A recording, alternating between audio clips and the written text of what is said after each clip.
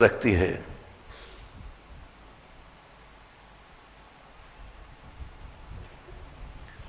और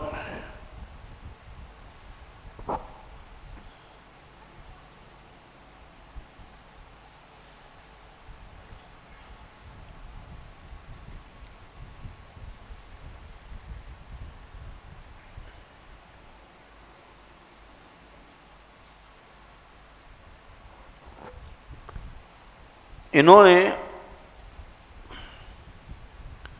ये तप कर रहे थे और तप में इन्होंने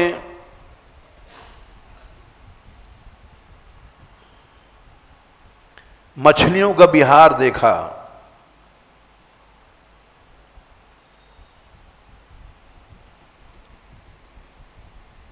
मछलियों का विहार देखने से इनके अंदर काम उत्पन्न हो गया।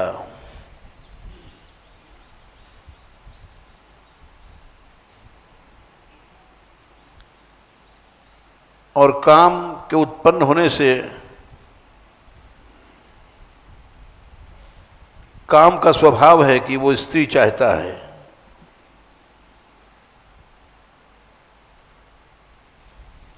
ये गए नवम स्कंद में कथा आती है।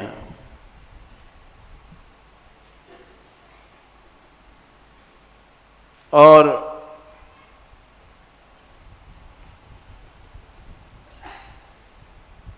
मांधाता उस समय अयोध्या के राजा थे।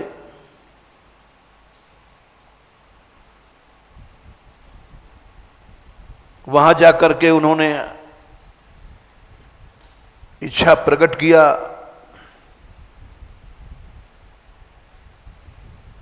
उनकी 50 लड़कियां थीं, सब दिव्य थीं।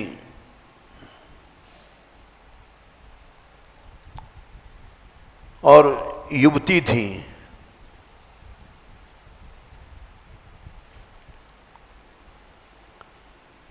राजा ने सोचा, चतुराई किया,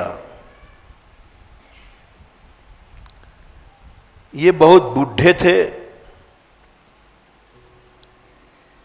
कोई भी लड़की बूढ़े पति को पसंद नहीं करती है।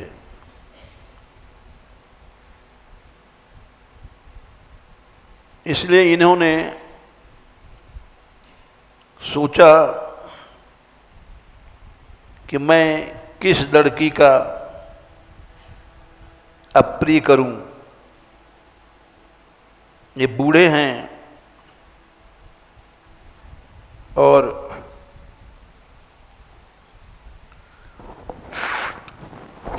यूनि लब्धे युवतिर जरठे रमते कथम, एक न्याय है।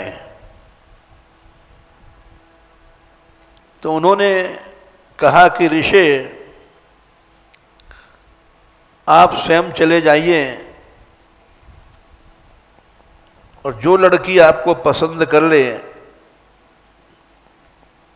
वही आप ले लीजिए।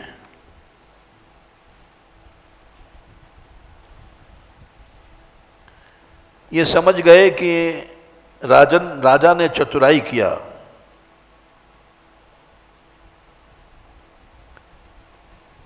और बूढ़े को कौन सी लड़की चाहेगी? कोई नहीं चाहेगी।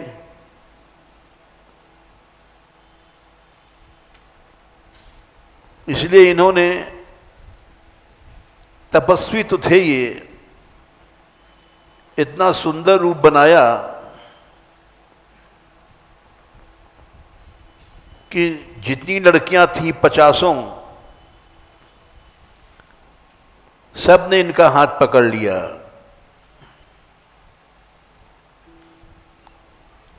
कि ये हमारे पति हैं, यही हमारे पति हैं।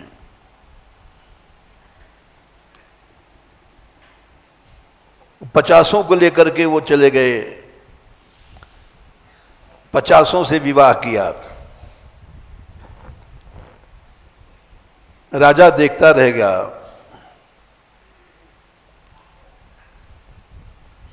यहां लाए वृंदावन में दूसरा मत यह है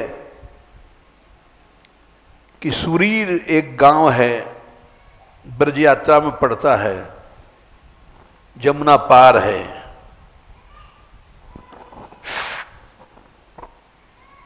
वहां भी जमुना जी हैं कि सुरीर में रहते थे सौभरी ऋषि। ये बात हमको 60 साल पुरानी बात है। जब हम ब्रज में आए थे तो परिक्रमा कर रहे थे। हीरानंद जी एक महात्मा थे, वो सुरीर में रहते थे। इसी भाव से रहते थे, यहां पर ही सौभरी को भगवत रस की प्राप्ति भई है।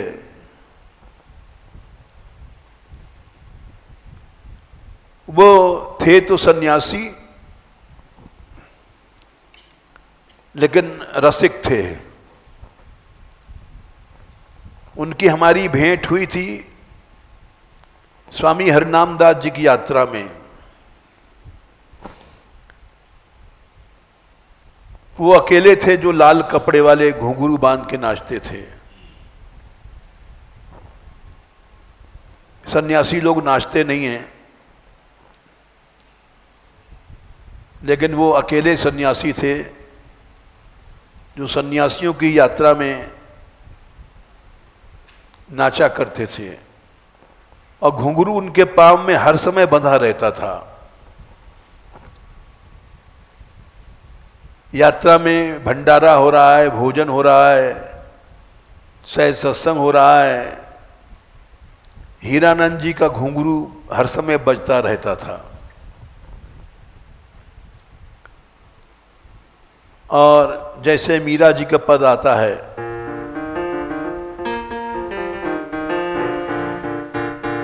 मैं तो कृष्ण कन्हैया गायो करूं, कृष्ण कन्हैया गायो करूं,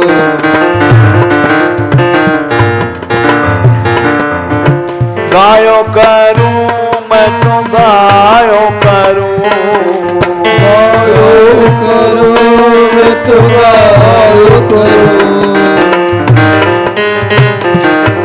मैं तो कृष्ण कन्हैया गायो करूं, कृष्ण कन्हैया गायो करूं।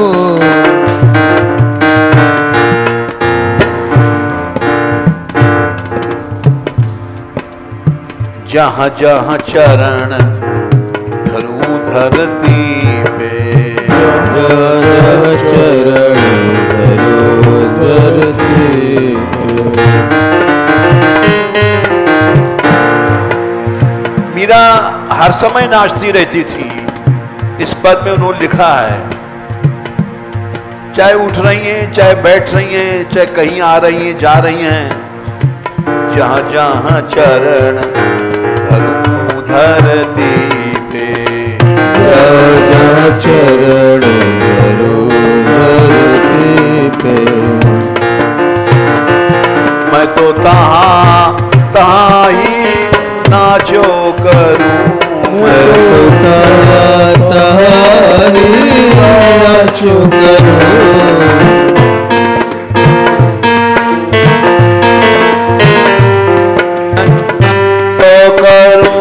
मैं तो नाचो करूं, मैं तो नाचो करूं, मैं तो नाचो करूं,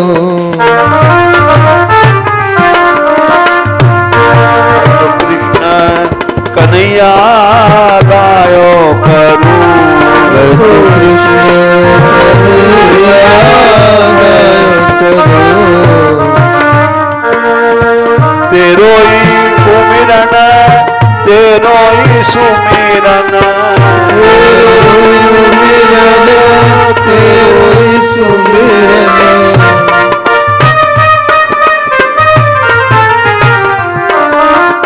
तेरो ही सुमिरन, सुमिरन तेरो सुमिरन मैं तो तेरो ही ध्यान धारो करूं मैं तो तेरो ही ध्यान धारो करूं ध्यान ध्यारो करूं नाम धारो करूं मैं तो कृष्ण कन्हैया गायो करूं कृष्ण कन्हैया गायो करूं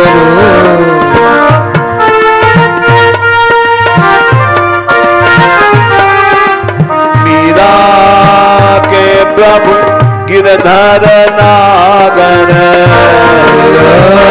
के प्रभु गिरधर नागर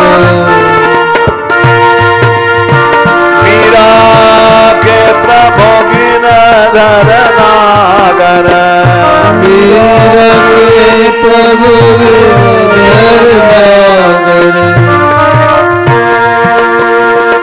तन मन धन तो व्यवहारो करूं मैं तो तन मन धन तो प्यार करूं मैं तो कृष्ण कन्हैया गायो करूं मैं तो कृष्ण कन्हैया गायो करूं मैं तो गायो करूं मैं तो गायो करूं मैं तो गायो करूं मैं तो गायो करूं मैं तो राम रमैया गायो करूं मैं तो राम रमैया गायो करूं। इस पद को जब कभी हम गाते हैं तो लगभग 58 साल पुरानी बात याद आ जाती है। हीरानंद स्वामी जैसा कोई दूसरा अभी तक हमको नहीं मिला। सन्यासियों की यात्रा में वो अकेले नाचते थे, लाल कपड़ा और घुंघरू दिन रात उनके पांव में बंधा रहता था। स्वामी हरिनारायण दास की यात्रा थी उदासियों की, उदासीन संप्रदाय है, उसमें ज्यादातर सन्यासी उदासी चलते थे, लेकिन वो बड़ी निर्भयता के साथ नाचते थे। और उनसे हमने सुना था कि सौभरी का आश्रम ये सुरीर था, लेकिन मंदिर बना है सोनरख में, वृंदावन के पास, क्योंकि जमुना के किनारे उनका आश्रम था। सुरीर भी जमुना के किनारे पड़ता है और सोनरख भी जमुना के किनारे पड़ता है। मैं दोनों को मानता हूं, विवाद में नहीं पड़ता हूं। ब्रज वृंदावन में बहुत से स्थान दो दो जगह हैं। जैसे एक पुराना कालीदह है, पुराना बंशी बट, और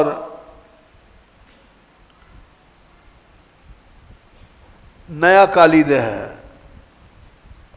पुराना कालीदह तो हमने पढ़ा था गढ़ा गांव के, गढ़ा गांव के भीतर था। एक बार मैं अकेले गया था तो वहां लोगों ने, ब्रजवासियों ने बताया था, बहुत पुरानी बात है, 50 साल पुरानी बात है, जब मैं अकेले भी ब्रज परिक्रमा करता था तो वहां के पुराने ब्रजवासियों ने बताया था कि महाराज पुराना कालीदह यही है, और वहां एक टीला था जो किसी बाढ़ में बह गया था। कोई जमुना जी की बहुत बड़ी बाढ़ आई थी और वहाँ बहुत सर्प होते हैं अब भी। और जब भगवान ने कालिया नाग के शरीर में लिपट अलके अलबेटा में आ गए थे, कृष्ण जब कालीदह में कूदे थे तो कालिया नाग ने उनको अपने घिराव में ले लिया, लपेट लिया। अलबेटा कहते हैं उसको ब्रज भाषा में। और एक मुहूर्त तक, लगभग पौन घंटे तक, ये बात भागवत में लिखा है, ये अजीब लीला भगवान ने किया। पौन घंटे तक निश्चेष्ट पड़े रहे उस कालिया के लपेटे में। तब तक सब ब्रजवासी पहुंच गए थे। यशोदा जी, नंद बाबा, ये सब नंदगांव बरसाने से दौड़ते दौड़ते कि कृष्ण कालीदेव में कूद पड़े हैं।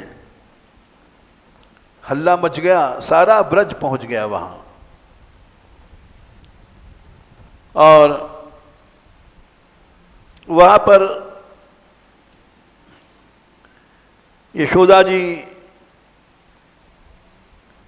कुंड में घुसने लग गई, कालीदेव में घुसने लग गई, नंद बाबा घुसने लग गए। दाऊ जी ने उनको रोका, क्योंकि वो जानते थे कि कालीदह लीला 16वें अध्याय में है और वहां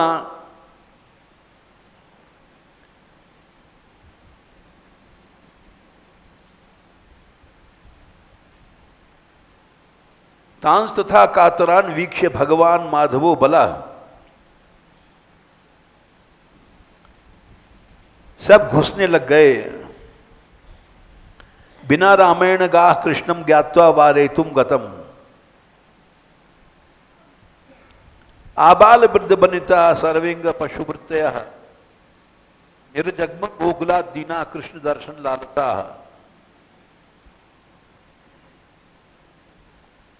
सब जब जा रहे थे, भीतर घुस रहे थे, तांस तथान कांतरान वीक्ष भगवान माधवो बला, बल मने बलदाऊ जी, प्रास्य किंचिन नोवाच प्रभाग्यो अनुजस्य सह, हंस गए और कुछ नहीं बोले।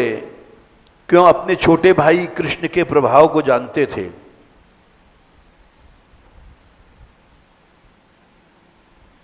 और वहां श्री कृष्ण ऐसी लीला कर रहे थे।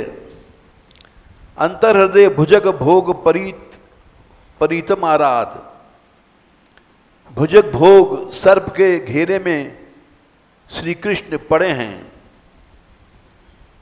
कृष्णम निरीह उपलब्ध जलाशयांते, निरीह मने कोई चेष्टा नहीं कर सकते हैं। गोपांश मूढ़ परितः पशुंश संक्रंदतः परम कश्मल मापुआरा अर्था, सब बड़े दुखी भये। सबने समझा कि अब कृष्ण गए। ग्रस्ते अहिना 20वां श्लोक, सर्प ने उनको ग्रसित कर रखा है, काट और लिया है। प्रीतमे भृश दुख तप्ता,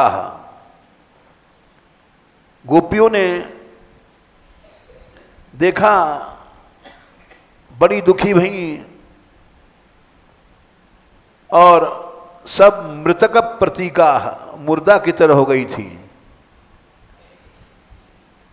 22वां श्लोक, नंद बाबा घुस रहे थे, कालिया नाग के जहर में मैं भी मरूंगा। कृष्ण प्राणान निर्विशतो नंदादीन वीक्षते हृदम, प्रत्यषेध स भगवान राम कृष्णानुभावेत। राम माने बलराम जी ने मना किया, नहीं तुम लोग कोई नहीं जाओ, अभी का नहीं आता है। इधर श्री कृष्ण ने देखा, वहां से जमुना के बीच से कि दाऊ जी रोक रहे हैं नंद बाबा को और यशोदा मैया को, तो समझ गए कि अब हमको ज़्यादा देर यहाँ नहीं रुकना चाहिए, नहीं तो सब कूद पड़ेंगे ब्रजवासी।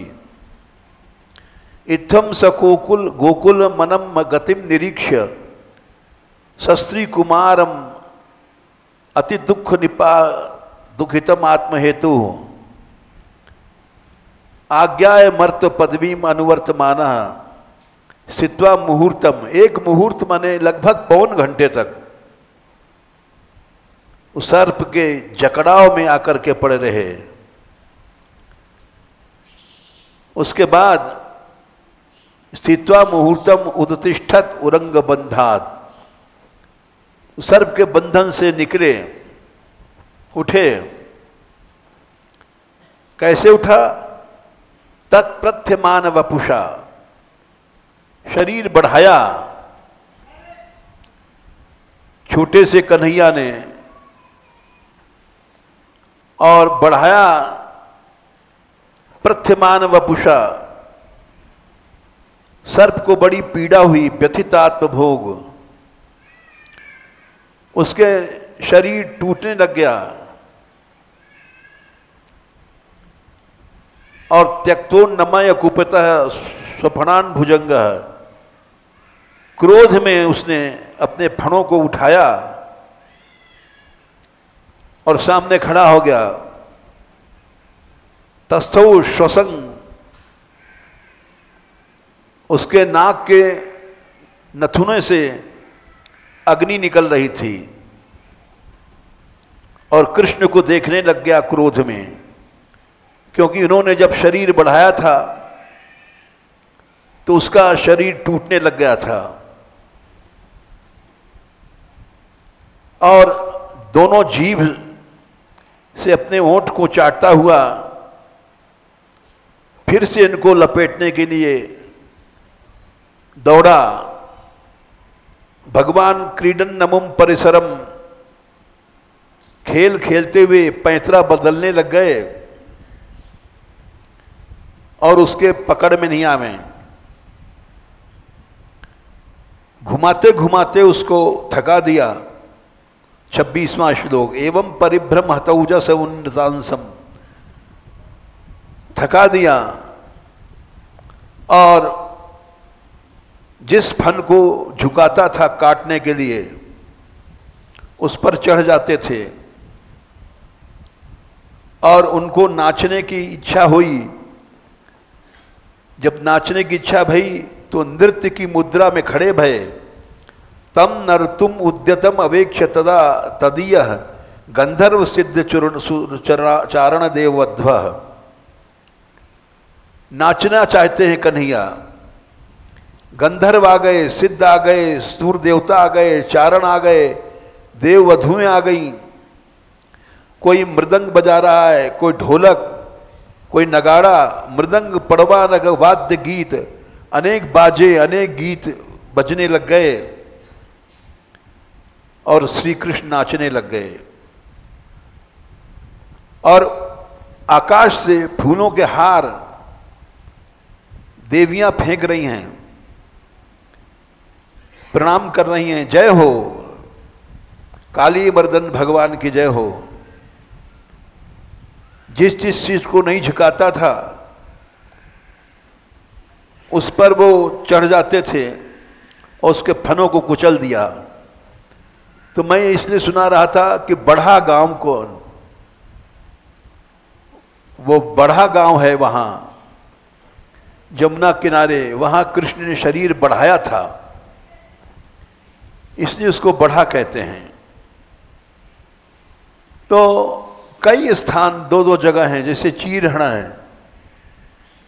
चीरहरण घाट वृंदावन में भी है और चीर घाट यमुना किनारे भी है, गांगरोल के पास। तो उसी तरह से सौभरी का आश्रम सुरीर में भी है और सोनरख में भी है। यहाँ वो 50 लड़कियों को लेके आए और अपनी योग माया से तप की शक्ति से 50 से एक साथ विवाह किया, 50 शरीर धारण करके, और 50 महल बना करके साथ साथ रहने लग गए। बाकी चरित्र कल होगा। जय श्री राधे।